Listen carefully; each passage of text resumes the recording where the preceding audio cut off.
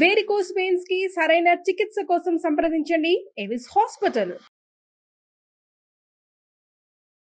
లీలాయతాభ్యాం రసశీతలాభ్యాం నీలారుణాభ్యాం నయనాంబుజాభ్యాం ఆలోకయేదద్భుత విభ్రమాభ్యాం బాలః కదా కారుణికః కిశోరః. కృష్ణుడు మన మీద ఎప్పుడు కరుణిస్తాడో కదా అని అడుగుతున్నారు లీలాసుకులు. అయితే మనం భాగవత కథాసుధ 7వ భాగంలోకి వచ్చాం. ఇవాళకి 7వ రోజు తిరుప్పావై మొదలుపెట్టి ఆండాళ్ళ తల్లి అయ్యవారిని ఎలా ఎలా మేల్కొల్పుతోందో ఏ రోజుకు ఆ రోజు తిరుప్పావై విని ఆనందించండి. మా సుమన్ టీవీలోనే భాగవత కథాసుధ కూడా విందాం. అయితే కృష్ణుడు తర్వాత గోపబాలుడు దూడలు వాళ్ళు కాస్తున్నటువంటి దూడలతో సహా అఘాసురుడనే కొండ చిలువ నోట్లోకి వెళ్ళారు. ఈ వెళ్ళిన తర్వాత కొండ చిలువని సంహరించాడు.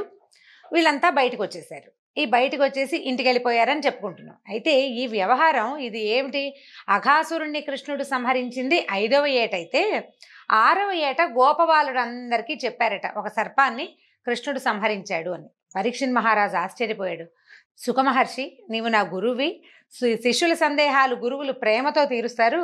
కృష్ణుడు 5వ ఏట అఘాసురుణ్ణి సంహరిస్తే 6వ ఏట ఆ కథ గోపకులంలో ఎలా తెలిసింది? గోకులంలో సంవత్సరం పాటు విస్మయంలో ఉన్నారా గోపబాలురంతా? పైగా బోలంటారు మంది, 100 మంది గోపబాలుడు, వేల గోవత్సాలు దూడలు. వీళ్ళలో ఒకళ్ళైనా వెంటనే చెప్పలేదా? ఏడాది కాలం పట్టిందని చెప్తున్నావే, అది ఎట్లా సమంజసంగా ఉంది అని అడిగాడట. అడిగితే దీనికి చెప్తున్నారు, ఈ సంవత్సరం అనే ప్రస్తావన తేకుండా ఏడాది ఎలా గడిచిందో చెప్పలేదు, నువ్వు ఎట్లా గడిచిందో చెప్పమంటున్నాడు. సుఖమహర్షి సమాధానం చెప్తున్నాడు. రాజా, చాలా మంచి ప్రశ్న వేసావు. నువ్వు వరుసగా ఎన్నో ప్రశ్నలు అడుగుతున్నావు. దానివల్ల ఏంటంటే మనకి ప్రశ్నల వల్ల కథ లోపలికి భాగంలోకి లోతులలోకి వెళ్తాం. మనం భాగవత కథలో ఎన్నో లోతులు ఉన్నాయండి. మనం సామాన్యంగా పెద్దవాళ్ళు చెప్పినట్టు ప్రవచనంగా కాకుండా కథగా చెప్పుకుంటూ వెళ్తున్నాం. పిల్లలు కూడా వింటారన్న భావనతోటి ఎక్కువ భాగవత విశేషాలు భగవద్ విశేషాల జోలికి పెద్దగా వెళ్ళటలేదు, సుమారుగా వెళ్తున్నాం. అయినా కూడా పరీక్షిత్ మహారాజు సుఖమహర్షిని అడిగిన విశేషాలు తప్పకుండా తెలుసుకోవాలని భావించి ఈ విషయం చెప్తున్నానమాట. అయితే ఈ రాక్షసుడు చనిపోయాడు, అఘాసురుడు. అతన్ని వధించే సమయానికి కృష్ణుడికి 5 సంవత్సరాల వయసే ఉంది. ఆ దేవతలు ఆనందం పట్టలేకపోయారట. ఇంత పెద్ద సర్పాన్ని చిన్న బాలక రూపంలో ఉన్న విష్ణువు వధించటం అనేది చాలా పరమాద్భుత లీలగా అనిపించింది. వాళ్ళు పైనుంచి ఆనకాలు దుందుబులు దేవదుందుబులు మోగినాయి, పైనుంచి పుష్పవృష్టి కురిసింది, అందరూ ఆనందించారు. ఈ గోకులాన్ని రక్షించడానికి కృష్ణుడు చేస్తున్న అద్భుతమైన చేష్టలు, ఆశ్రితుల పట్ల ఆయన చూపించే అపరిమితమైనటువంటి కరుణ, ఇవన్నీ ఆనందంగా అనిపిస్తోంది. అయితే ఈ గోపాలుడిని రక్షించటానికి కృష్ణుడు ఇంకా ఎంత దూరం వెళ్తాడో చూడాలనిపించిందట సృష్టికర్త అయిన బ్రహ్మదేవుడికి. ముందు ఒక రాక్షసిని చంపాడు, తర్వాత ఇంకొకరిని బండిని తన్నాడు, తర్వాత తృణావర్తుడితో వెళ్ళాడు, ఆ తర్వాత ఒక కొంగని చంపాడు. ఎంతమందిని చంపుతున్నాడు? కొంగని దూడ రూపంలో వచ్చిన వాళ్ళని ప్రతి వాళ్ళని సంహరించి ఈ తనతో ఉన్నటువంటి గోపాలుడిని రక్షించే ప్రయత్నం చేస్తున్నాడు. ఇంకా ఎక్కడికి వెళ్తాడు, ఇంకేం చేస్తాడో చూడాలనుకున్నాడు బ్రహ్మదేవుడు. ఏం చేశాడు? ఈ అఘాసుర సంహారం తర్వాత కృష్ణుడు ఏం చేశాడట, తన మిత్రుల్ని దూడల్ని అందరినీ యమునా నదికి తీసుకొచ్చాడు. యమునా తీరానికి భోజనం చేసి ఆడుకుందాం అనుకున్నారు. సరే, వీళ్ళు ఏం చేశారు, దూడలకి నీళ్లు తాగిచ్చి వాటిని మేతలకు వదిలిపెట్టేశారు. వదిలిపెట్టి సద్దులు తెచ్చుకుంటారు. రోజు పొద్దున్నే కదా వీళ్ళు బయలుదేరి వచ్చేది, సద్దన్నం తెచ్చుకుంటారు.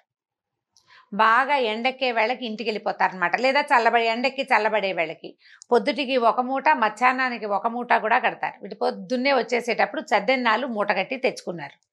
ఏం చేశారు, చక్కగా అన్నీ ఎవరి మూట వాళ్ళు ఊడదీశారు. ఎవరి మూట వాళ్ళు ఊడదీసి కొందరి దగ్గర పెరుగన్నం ఉంది, కొందరి దగ్గర రాత్రి చేసిన పులిహార ఉంది, ఇంకొందరు పెరుగన్నాలు రకరకాలు తెచ్చుకున్నారు. ఈ పెరుగన్నంలో నలుచుకోవడానికి ఊరగాయలు కూడా తెచ్చుకున్నారు.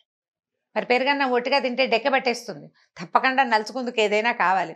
ఈ వేళ్ల సందులో ఊరగాయ ముక్కలు పెట్టుకుని ఇట్లా ఒక ముద్ద తినటం, ఊరగాయని నాలికతోటి చప్పరించటం అనమాట. కృష్ణుడికి చూపిస్తున్నారు ఇట్లా తినాలి ఇట్లా తినాలని. ఈయన ఏం చేశాడు, చక్కగా ఈ వర్తులాకారంలో కూర్చున్నారు పిల్లలంతా.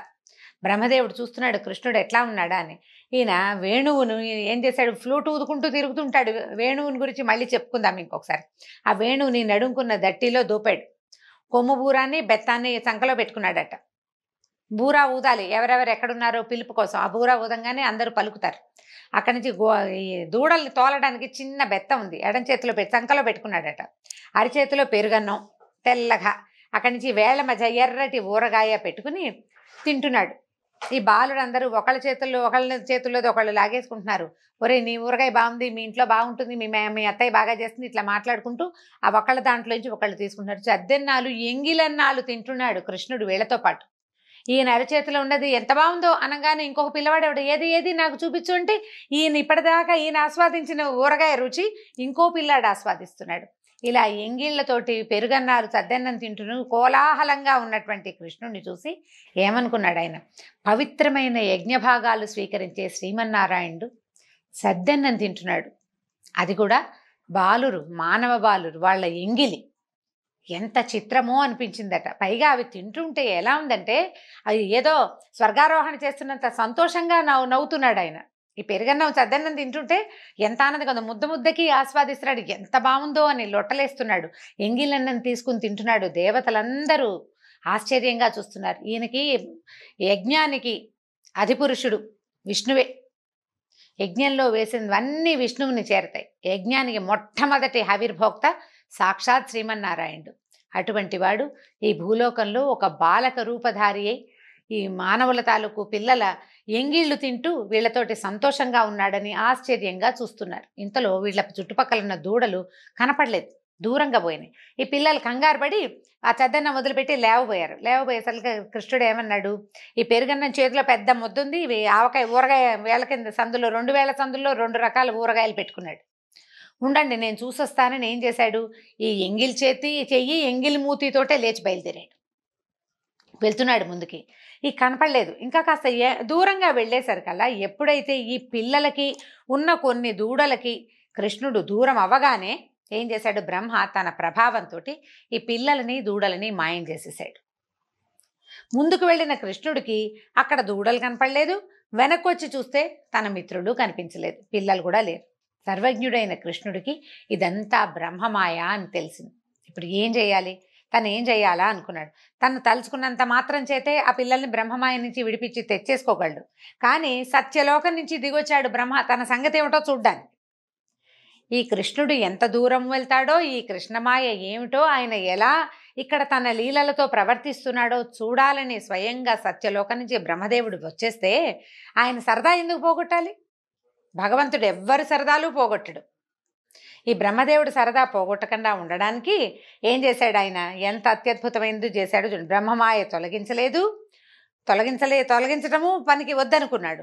తొలగించకపోతే కుదరదు. సాయంకాలం అయ్యేసరికల్లా పిల్ల జల్ల అందరూ ఇల్లు చేరాలి కదా. ఈ దూడలు తోలుకొచ్చిన చిన్నపొన్న పిల్లలు 5 ఏళ్ల నుంచి 10-12 ఏళ్ల దాకా ఉన్నారు. ఈ పిల్లలంతా దూడలు. వీళ్ళందరూ ఇల్లు చేరకపోతే, దూడలు లేకపోతే ఆవులు ఏడుస్తాయి, పిల్లలు రాకపోతే తల్లులు ఏడుస్తారు. ఏం చెయ్యాలా అని ఆలోచించి ఏం చేశాడు? ఒకే ఒక ఉపాయం ఏంటంటే బ్రహ్మమాయకి ప్రతిక్రియ విష్ణుమాయే అని భావించాడు.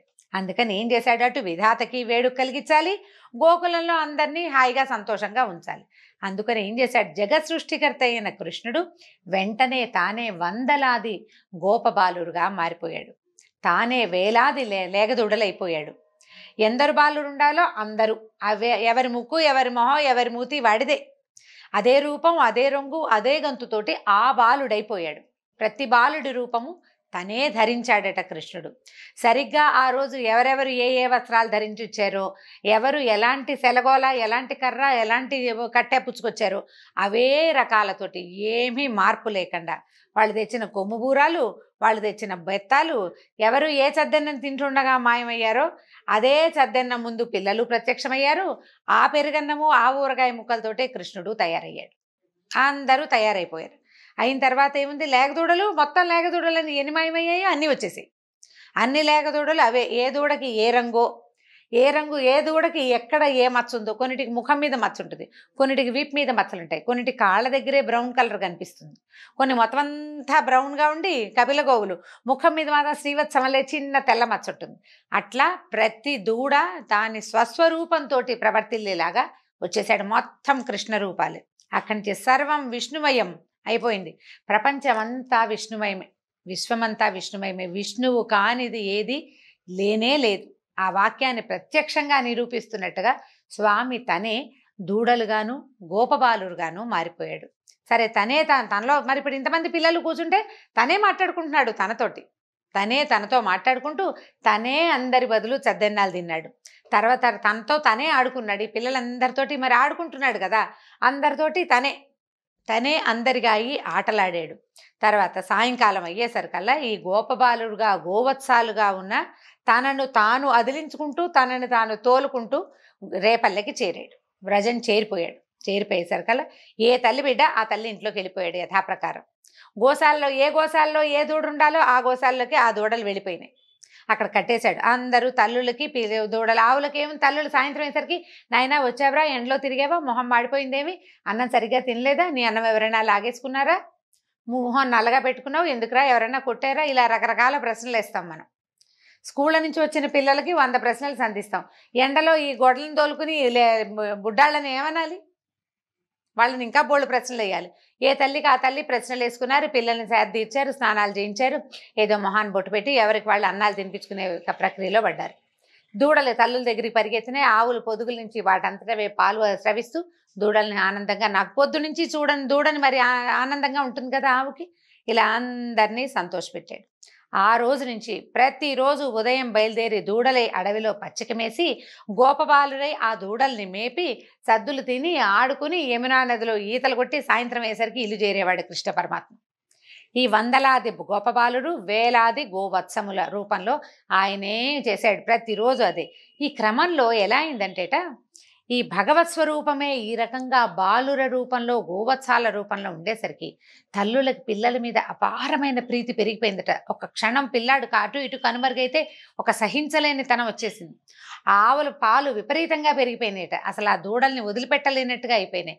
ఎంత ప్రీతో తల్లులు పిల్లల్ని వదలలేరు, ఆవులు దూడల్ని వదలలేవు.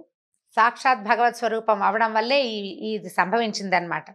క్రమంగా రోజులు గడుస్తున్నాయి. 1 ఏడాది అయిపోయింది. అయ్యేసరికల్లా ఇంకా ఎట్లా అవుతుందంటే, ఒకరోజు బలరామకృష్ణులు ఈ లేగల్ని తోలుకుని వెళ్ళి, బలరాముడు ఉన్నాడు వీళ్లతో పాటే, ఆయన బాగానే ఉన్నాడు, ఆయనకి ఏం అవ్వలేదు. అక్కడ దూడలు పచ్చిక మేస్తూ తిరుగుతున్నాయట.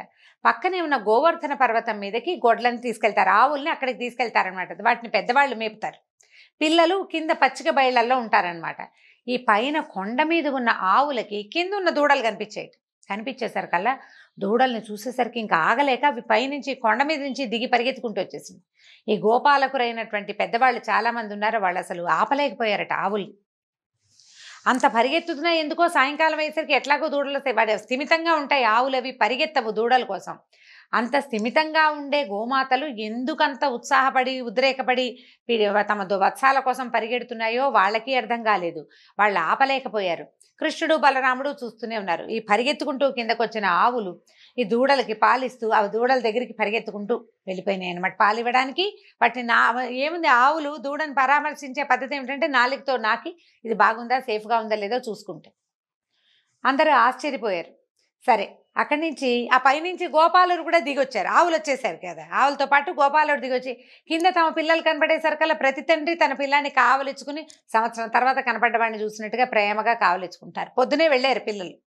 ఒక 3-4 గంటల ఉంటుంది అంతే. ఈ 3-4 గంటల విరహాన్ని కూడా తట్టుకోలేనంత అవ్యాజమైన ప్రీతి ఆ భగవత్ స్వరూపులైన పిల్లల మీద దూడల మీద కలిగిందట.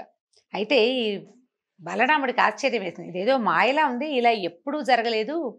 కింద దూడలు మేయటం పైన ఆవులు మేయటం ఎప్పుడూ ఉంది. పిల్లలు కిందే చిన్న దూడల్ని తోలుతూ ఉంటారు, నాన్నలు పైన ఈ గోవర్ధన పర్వతం మీద నిలబడి ఆవుల్ని మేపుతుంటారు. వాళ్ళు పరిగెత్తుకురాలా, అవి పరిగెత్తుకురాలేదు ఎప్పుడు, ఏమిటి మాయ అని. ఇలాంటి మాయ ఎవరు ప్రయోగించగలరు? ఇది రాక్షస మాయ కాదు. రాక్షస మాయలోకి దిగిన మనుషుల ప్రవృత్తి వేరే ఉంటుంది. ఇది అసలు ప్రేమ కురిసిపోతోంది ప్రవాహం అని ఈయన ఆలోచించుకుని చూశాడట. బలరాముడు అందరి వైపు చూస్తే ప్రతి ముఖంలోనూ శంఖచక్రధారి పీతాంబరుడు అయిన సర్వాలంకార శోభితుడైన శ్రీమన్నారాయణుడే కనిపించాడు. ఆయన అనుకున్నాడు, విష్ణుమాయ నా స్వామి చేయగలడు ఇంత మాయ, సామాన్యుల వల్ల అవుతుందా? ఎవరైనా చేయగలరా? ఇంతమందిని మాయ చేయటం ఎవరి వల్ల అవుతుంది? కేవలం విష్ణుమాయకే ఇది సాధ్యమవుతుంది అనుకున్నారు. ఇంతలో సరే, అప్పుడు అడిగాడు బలరాముడు, ప్రభు ఏమైంది, ఏం జరిగింది అని అడిగితే, ఇట్లా బ్రహ్మమాయ ఏం జరిగింది, ఇలా దూడలు శిశువులు అందరూ మాయమయ్యారు, వీళ్ళందరూ బాధపడతారని నేను ఈ ప్రయత్నం చేశానని కృష్ణుడు చెప్పాడు. ఇంతలో ఏమైందట, బ్రహ్మదేవుడు కనురెప్పలు తెరిచాడట.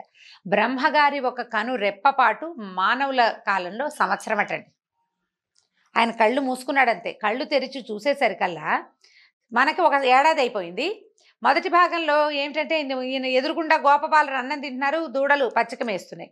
వీళ్ళంతా ఇక్కడే ఉన్నారు, ఆయన కనపడుతున్న, ఆయన దగ్గరున్న పిల్లలు దూడలు మాయలో నిద్రలో ఉన్నాయి. ఈ కింద కళ్ళు తెరిచి చూసరికల్లా కృష్ణుడు కూర్చుని ఉన్నాడు, పిల్లలు కనిపిస్తున్నారు, తద్దన్నాలు తింటున్నారు, దూడలు అన్నీ కనిపిస్తున్నాయి. నేను తీసుకెళ్లిన వాళ్ళు నిద్రపోతున్నారు, వీళ్ళెక్కడి నుంచి వచ్చారు? నేను సృష్టించలేకుండా ప్రపంచం పుడుతుందా? అసలు బ్రహ్మ సృష్టి కానిది ఏముంది? విధాత సృష్టించనిదే లేదు ప్రపంచంలో. నా సృష్టికి ప్రతి సృష్టి ఎలా జరిగింది? నేను తెచ్చిన పిల్లలు దూడలు నా ఎదురుగుండానే ఉన్నప్పుడు వీళ్ళు ఎక్కడి నుంచి వచ్చారు అని వాళ్ళ కోసం అట్లా వాళ్ళ వైపే చూస్తుంటే ఆయన తర్కించుకుంటున్నట్ట. పగటి సూర్యకాంతిలో మిణుగురు పురుగుల కాంతి కనపడదు, అలాగే ఈ విశ్వమంతా ఎవరి మాయ చేత మోహింపబడుతుందో అతని ముందు సృష్టికర్త కూడా మిణుగురు పురుగే. ప్రపంచాన్ని సృష్టించేవాడు కూడా ఈ మాయని సంకల్పించిన వాడి తాలూకు శక్తి ముందు చాలా చిన్నదైపోతుంది అని అనుకుని ఆయన తన మాయ వెలవెలపోయిందని, విష్ణుమాయే పూర్తిగా ప్రపంచమంతా ఆవరించి ఉందని అనుకుని ఏం చేశాడట, అట్లా దండం పెట్టుకుంటూ ఉండిపోయాడు నమస్కరిస్తూ ఈ రూపాల్లో కనపడుతున్న విష్ణువుకి. వెంటనే విష్ణువు తన మాయ తొలగించాడట. తెర తొలగిపోయింది, అక్కడ ఏమీ లేదు. అక్కడ ఉన్న శిశువులు గోవత్సాలు అంతా విష్ణుమయమే. దాంతో సరే, ఎదురుగుండా ఉన్నవాళ్ళు ఎవరున్నాడు? సాక్షాత్ విష్ణువు.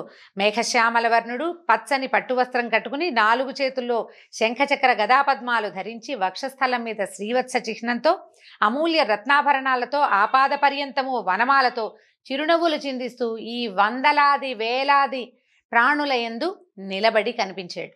దాంతో ఈయన ఏం చేశాడంటే, అప్పటిదాకా దేహదారులందరూ బ్రహ్మని సేవిస్తారు. ఎందుకంటే చీమ నుంచి బ్రహ్మాండ పర్యంతం, పిపీలికాది బ్రహ్మాండ పర్యంతం అన్నీ కూడా స్వామిని సేవించేవారు.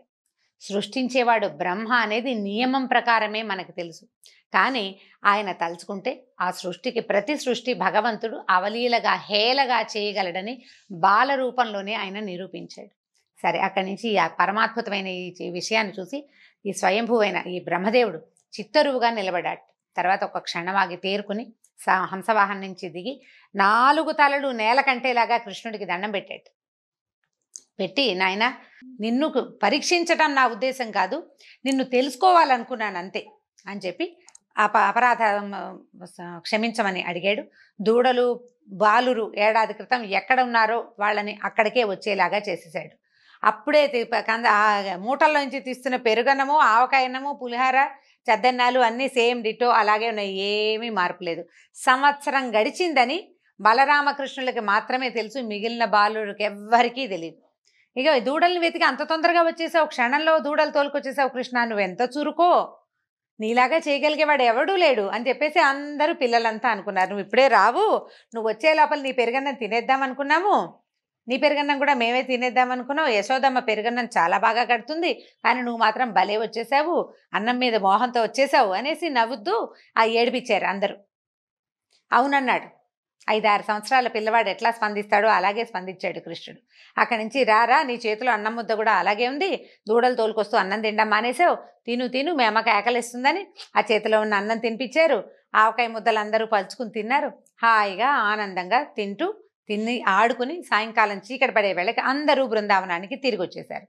ఈ గోకులానికి చేరంగానే పిల్లలంతా రకరకాల హావభావాలు ప్రదర్శిస్తూ, ఇంత పెద్ద పాము అలా ఎలా పడుకుందో, మేము అంతకుముందు కొంగని చంపాడు కృష్ణుడు, దీన్ని చంపలేడాన్ని మేమందరం అందులోకి వెళ్ళిపోయాం, కృష్ణుడు ఇలా నుంచున్నాడు, దాన్ని ఇలా చేసేసాడు, దాని నాలుకని కాలుతో తొక్కాడు, పెద్ద మంట వచ్చింది, అది కృష్ణుడిలో లీనమైపోయిందని పిల్లలందరికీ చెప్పారు, వాళ్ళ ఇంట్లో ఉన్న వాళ్ళందరికీ. ఇది ఏడాది క్రితం జరిగిందని ఎవ్వరికీ తెలియదు, కానీ నిజానికి ఏడాది క్రితమే జరిగింది. ఈ 1 సంవత్సర కాలం గడిచిపోయింది. నిన్నటిదాకా మన దగ్గర ఉన్న పిల్లలు ఇవాళ పొద్దున వెళ్ళిన పిల్లలే ఇప్పుడు వచ్చిన పిల్లలని అనుకోలేదు వాళ్ళు.